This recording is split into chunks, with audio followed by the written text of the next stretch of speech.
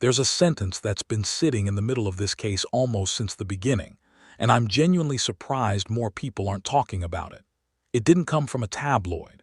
It didn't come from a Reddit thread or a true crime podcast doing its best with second-hand information. It came from a retired special agent of the Federal Bureau of Investigation, given on the record to a national news outlet. 7 words. And if you take them seriously, which you should, they change the shape of everything you think you know about what happened to Nancy Guthrie. The plan was not to hurt her.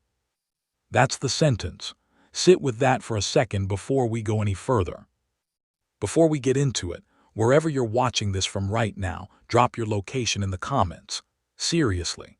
I always find it fascinating to see how far this story has traveled. Whether you're watching from Tucson, New York, London, or somewhere I'd never think to guess, let me know. And if you're new here and you want to follow this case as it develops, hit subscribe. We've been on this from the beginning and we're not letting go. Now back to those 7 words. This video isn't about who took Nancy Guthrie. It's not about the ransom notes, the DNA, the surveillance footage, or the 1,000 hours of investigative work you've already heard about across 9 episodes of this series. This is about something more specific than any of that. It's about what was supposed to happen that February morning, and about the single moment that made sure it never would. So let's start from zero, not from the blood on the porch, not from the mask or the backpack.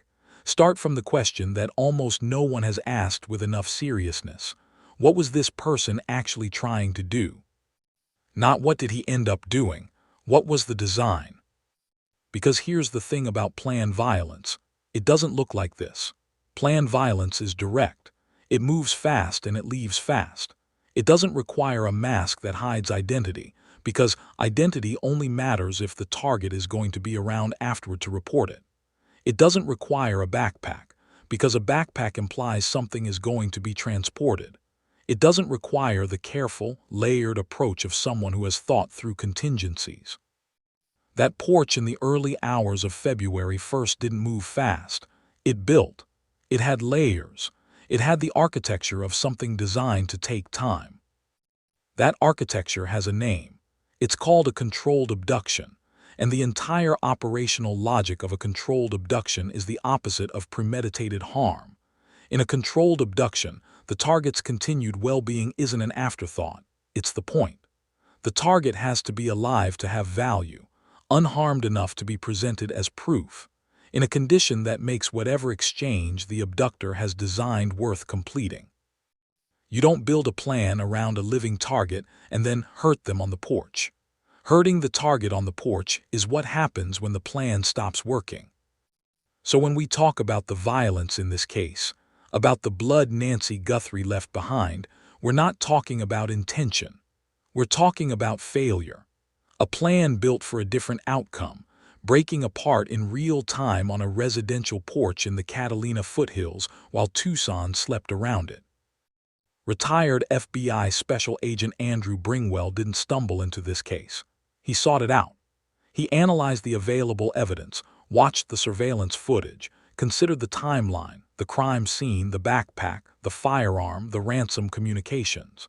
And then he gave an interview to Newsweek in which he said something that deserves far more attention than it's received. His words: the subject's intent was to kidnap Mrs. Guthrie, but something went wrong. Violence took place and she was injured, but not killed. This is not a grieving family member speaking. This is not a hot take from a commentator working with half the information. Andrew Bringwell spent his career inside the FBI working cases involving violent crime and abduction. His considered professional assessment is that the intent was kidnapping, not murder, not assault. A controlled taking with a purpose beyond the act itself. And then something went wrong. He said one more thing in that interview that matters just as much. If the intent had been to murder her, Bringwell noted, the suspect could have done so with the weapon already on his person. He had a gun. It was loaded. It was accessible. And Nancy Guthrie was 84 years old, living alone, taken completely by surprise. If killing her was the goal, it required nothing complicated, a single action with a weapon that was already there, already drawn, already on that porch. He didn't. I'm still trying to wrap my head around how significant that is. That choice, or rather, the absence of that action, is one of the most important data points in this entire case.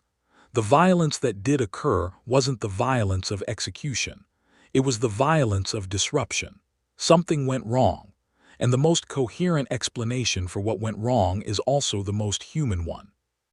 She recognized the person who came to take her. And in that single moment of recognition, every path the abductor had prepared for ceased to exist.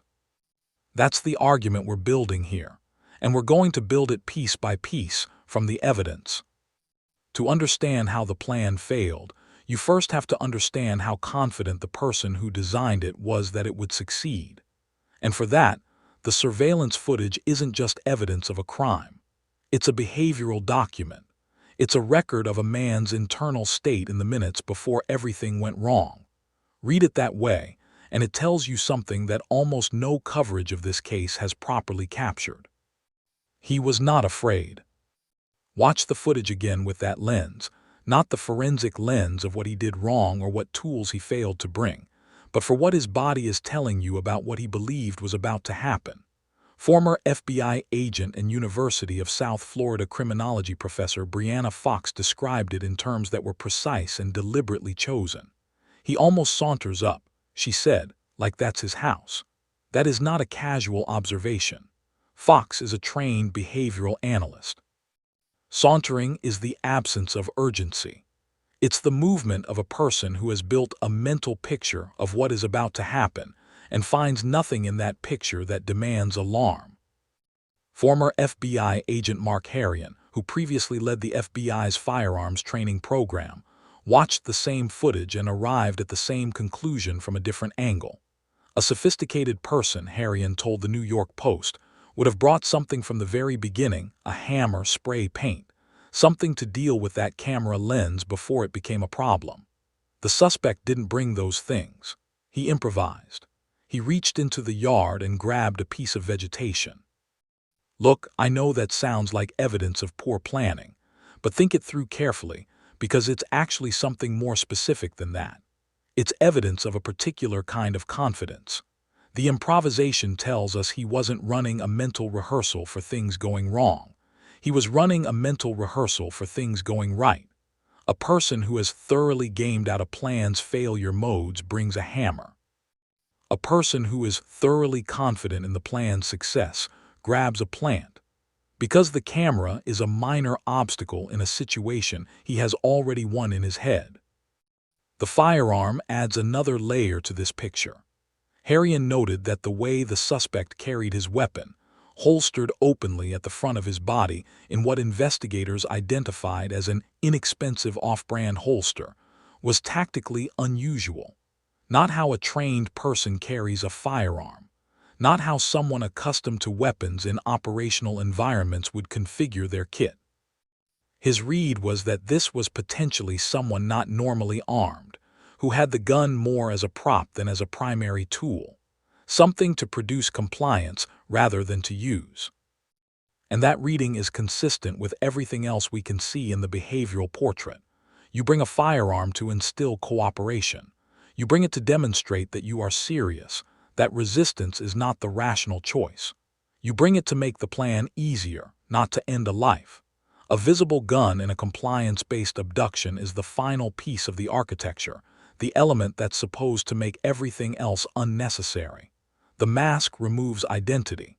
The timing removes witnesses. The forensic preparation removes evidence. And the gun removes the possibility that the target decides the situation can be resisted. She sees the gun, she cooperates, the plan proceeds, clean, controlled, exactly as designed. That gun was never meant to be fired. It was a prop for a performance that was supposed to go a specific way. Now here, where it gets interesting, because there's a contradiction sitting inside all of this preparation that tells us something precise about the shape of this person's confidence. Weaver Barkman, who spent 26 years as an investigator with the Pima County Sheriff's Department before becoming a private crime scene reconstructionist, examined the surveillance footage, and noted something that sits in sharp contrast to the camera improvisation. The suspect was dressed with genuine forensic awareness. Every inch of his body was covered: mask, gloves, jacket, long pants, covered shoes. He understood what investigators look for. He had prepared for the forensic aftermath with methodical care. So on one hand, he understood forensics well enough to cover every inch of skin. On the other hand, he didn't think to bring something for the camera. How do you hold both of those things at once? Here's how. He thought carefully about the evidence he would leave after the fact. He did not think carefully about the complications that might arise during the operation, which means that in his mental model, the operation itself wasn't complicated. His target would comply. The situation would be managed. He had thought about the aftermath because plans have aftermaths. He had not thought about the camera because a camera is only a problem if something goes wrong. And in his version of this plan, nothing was going to go wrong. The mask is where this entire architecture becomes most revealing. Because in the specific context of a ransom-motivated abduction, the mask isn't just a disguise. It's a structural component of the plan's logic. Understanding what it was enabling is the key to understanding why everything changed when the plan collapsed. In a controlled abduction for ransom or leverage, the target's inability to identify the abductor is what makes every clean resolution possible. If Nancy Guthrie was taken, held, and the terms of her return were met, whatever those terms were, then her release depended entirely on her not knowing who had taken her. The mask was what made the ending work. It wasn't just protection for the abductor's face. It was protection for the exit. The mechanism by which this entire plan, after it concluded, could leave no trail back to the person who designed it. Take the mask away, or take its effectiveness away, and the entire logic unravels. If the target can identify the abductor, she cannot be released. A released target who knows who took her makes a phone call within minutes, and that phone call ends the abductor's life as he knows it. Every path that was built into this plan, the negotiation, the exchange, the clean ending in which he walked away and she resumed her life, every single one of those paths requires that she not know who came for her. The mask was not there to hide a face. The mask was there to protect the future. Which means that when the mask stops working, for whatever reason, in whatever way, the future it was protecting disappears at the same instant. Former FBI behavioral analyst Johnny Gruing spent 25 years in the FBI's Denver division and coordinated its behavioral analysis unit for 13 of those years. His assessment is direct. Whatever occurred was not what the suspect intended. He got in way over his head. The violence was not part of the design. It was the consequence of a design that stopped working in a way the suspect had not prepared for. Here's the thing about the Catalina foothills that matters to this theory. It's a neighborhood defined by the kind of deliberate quietness that comes with long-term stability. The faces are familiar. The rhythms of daily life are knowable. Nancy Guthrie had been part of that community for years. The same neighbors, the same church, the same streets walked over the same decades. She had accumulated the kind of social knowledge that builds without intention. The way a person holds their shoulders, the particular quality of a familiar voice, the gait of someone she had seen 100 times.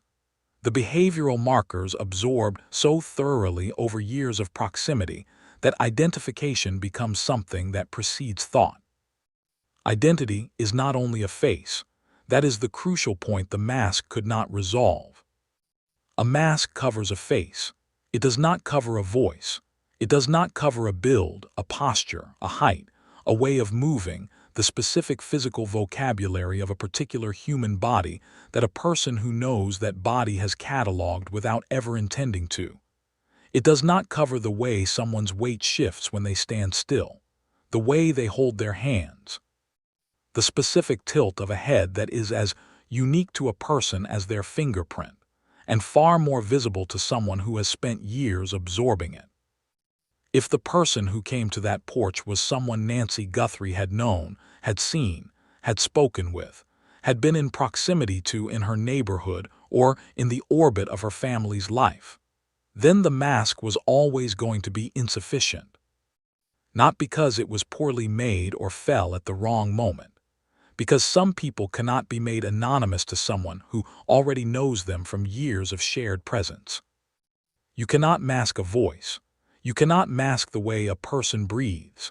You cannot mask the unconscious physical signature of someone whose presence you have absorbed over time until recognition is no longer a cognitive process.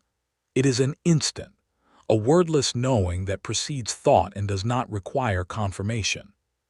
She would have known in a second. And I keep coming back to the specific miscalculation at the center of all of this. If he knew her well enough to know her schedule, her medication, her vulnerabilities, the precise moment she would be alone and accessible, and the evidence strongly suggests he did, then the question he failed to ask was the one that would have changed everything. Does she know me back? He prepared for face recognition, the straightforward identification that a mask is designed to defeat.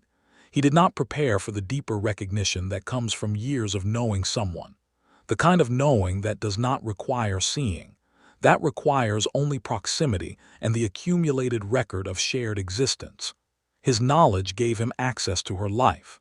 Her knowledge cost him the plan. And in that second, that single, irreversible second on a dark porch in the Catalina foothills, every version of the future he had built vanished at once. Think about what that moment is like, not from Nancy Guthrie's perspective, because her perspective carries a weight that speculation cannot properly hold. Think about it from the perspective of the person who designed this plan. He came to that porch with something that, in criminal terms, was sophisticated in its ambition, even if imperfect in its execution. He had studied forensics enough to cover every inch of skin. He had chosen his timing with care, the early hours of the morning, the window when an 84-year-old woman would be most vulnerable, most alone, most likely to comply without the kind of resistance that would complicate what came next. He had a design. He had prepared. He had arrived with a mental model that said, "I know how this goes.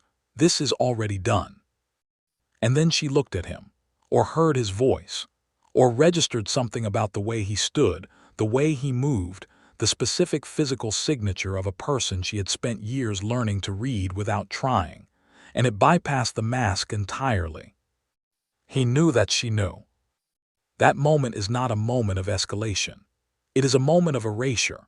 Every plan that existed before that instant, the controlled extraction, the holding, the negotiation, the exchange, the return, the clean ending in which he walked away and she resumed her life, gone. What remains is not a plan.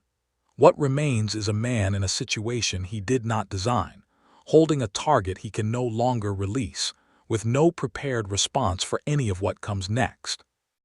Behavioral criminologists have studied this pattern across many cases. What happens when a person operating on a prepared plan suddenly loses the plan is not a rational pivot to the next option. It is not a calm reassessment of available paths forward. It is panic in the clinical sense, the collapse of the decision-making architecture that the plan was providing, replaced by the fractured reactive logic of a person who believes he has run out of choices. Options that would have been unthinkable inside the plan, violence that was explicitly designed out of the original operation, because it would have destroyed the very leverage the plan required, become in the absence of the plan the only things that feel possible. This is what Gruing means when he says the suspect got in way over his head. He is describing a man who built something beyond his capacity to manage when it failed. The plan was built for one scenario. When that scenario was replaced instantly by something he had not prepared for, he didn't have the operational depth to navigate it. He reacted. And his reaction, driven by panic rather than preparation, produced the blood on that porch. The violence was not the plan. The violence was the plan's funeral. Now every analysis of this case keeps returning to that porch and what was left on it. And with the full framework in place, the intent reading, the Bringwell assessment, the behavioral portrait, the recognition theory, the collapse, we can finally read what that blood is actually saying. It is not a murder record, it is a disruption record. Retired FBI Special Agent Morn O'Connell analyzed the crime scene photographs and focused on a specific characteristic of the blood evidence that most coverage walked straight past. There were no voids. In blood pattern analysis, a void is the negative space left when a body part or object interrupts the path between the blood source and the surface it falls on. A person standing over their own blood leaves voids from their feet. A person being dragged leaves smears, directional trails, the signature of weight being pulled across a surface. O'Connell found none of that. What she found was a pattern consistent with a person who was not standing, was not being dragged, was not moving under her own power. Her conclusion stated plainly, Nancy Guthrie was wrapped in something and carried out, not dragged, carried. Carrying is not the behavior of someone disposing of a problem. Carrying is the behavior of someone managing a person they still need. It is the behavior of a person who, even in the chaos of a collapsed plan, even in the fractured logic of panic and improvisation, has not yet crossed the line that would make the leverage entirely worthless. She was carried because she still had value. Because whoever took her had not yet abandoned the fundamental premise of the design, that she was the asset, not the obstacle, and that her condition mattered to the outcome. A forensic pathologist who examined the crime scene photographs separately described the nature of the blood drops themselves, pale centers, donut shapes, the specific morphology of blood expelled from the nose or mouth rather than from a wound. The signature of blood produced by respiration. By a person who is breathing in the moments those drops are formed. Andrew Bringwell said it directly in Newsweek, injured but not killed. The blood pattern, the absence of drag evidence, and the forensic characterization of those drops are all consistent with that assessment. The violence on that porch was real, and it was serious, and it carries its own gravity. But it was not execution. It was disruption. It was a plan breaking apart and producing a consequence its designer had spent careful thought trying to avoid. And a woman being carried away from her home alive by someone who, even in the ruin of everything he had built, still needed her to be. Here, why the framework of all of this matters beyond the narrative of what happened on that porch. A person executing a prepared plan is, in investigative terms, harder to pursue than a person improvising in panic. A prepared person has rehearsed. They have thought through the digital trail, the physical trail, the human contact points. Execution looks clean and is slow to unravel. But a person reacting to a situation they did not design makes decisions driven by immediate need rather than long-term strategy. They reach out to people they should not reach out to. They move in ways that leave signatures they had not planned to leave. They make the mistakes that come from a mind managing fear and urgency rather than method. Those mistakes are not random. They are patterned, and trained investigators know exactly how to read them. Gruing made this point in his public analysis. The FBI is working this case with a clear understanding of what kind of person they are pursuing, not a professional, not someone with a history of executing this kind of operation cleanly, someone who, in his words, got in way over his head. Someone who has been living since February 1st inside the psychological profile of a person, managing the aftermath of something that did not go as planned, watching the investigation, monitoring the news, making decisions under accumulated pressure that leave a trail of a different kind than the trail left by preparation. And there is a temporal dimension to this that matters for where the investigation stands right now. A person who improvised under panic does not have time on their side. Improvisation produces loose ends. It produces the kind of irregular behavior that the people around that person, the ones who know them, who share their daily life, who would notice a change in manner or a new anxiety or a suddenly altered relationship with the news, have already begun to process. The improvising person has to maintain a performance of normality in front of everyone who knows them while managing an internal crisis that only grows with each passing week. That is an enormous cognitive and emotional load. People crack under it. They talk when they shouldn't. They behave in ways that make someone who knows them look twice. The very amateur quality that defined the approach to that porch on February 1st is the same quality that makes the aftermath harder to sustain than a professional could sustain it. The FBI knows this. The careful orchestration of Savannah Guthrie's public communications reflects a deep understanding of the specific psychology of the person they are pursuing. They are not simply processing evidence. They are managing pressure, applying it deliberately, in ways designed to accelerate the crack. Savannah Guthrie stood in front of a camera and said it is never too late to do the right thing. Those words were not accidental. Gruing's assessment was that they were aimed with precision at a suspect who, in the behavioral profile of this case, is not hardened, not professional, not capable of carrying what he is carrying indefinitely. At a person living inside an accumulating weight that is designed to press against the one remaining path that ends without further tragedy. Nancy Guthrie was 84 years old, dependent on daily medication, with a heart condition requiring careful monitoring. She was carried away from her home in the early hours of a February morning by a person operating in the chaos of a collapsed design. She was alive when she left that porch. What the weeks since have meant for her is something investigators are working toward, and that her family is waiting for with a quiet endurance that cannot be fully seen from outside. All of it, when reduced to its essential architecture, comes down to two sentences. The plan was never to hurt her. Then she recognized him. The first sentence is why the forensic evidence of that porch is a record of violence as disruption rather than violence as intent. Why she was carried and not dragged, wrapped and not discarded, taken and not ended on the spot. The second sentence is what destroyed every version of the plan. It is the one variable the design could not survive. The thing the mask could not cover, that she would look at the person who came for her and simply, instantly know him. There is something specific about the tragedy in that. A man who believed he knew enough to pull this off, undone by the one thing he underestimated. His knowledge gave him access to her life, her routines, her vulnerabilities. Her knowledge cost him the plan. And what it cost Nancy Guthrie is the question that has not yet been answered. Someone in the community around this case knows something. A change in someone's behavior after February 1st. A comment that didn't sit right. Something noticed and held, waiting for the moment it connected to something larger.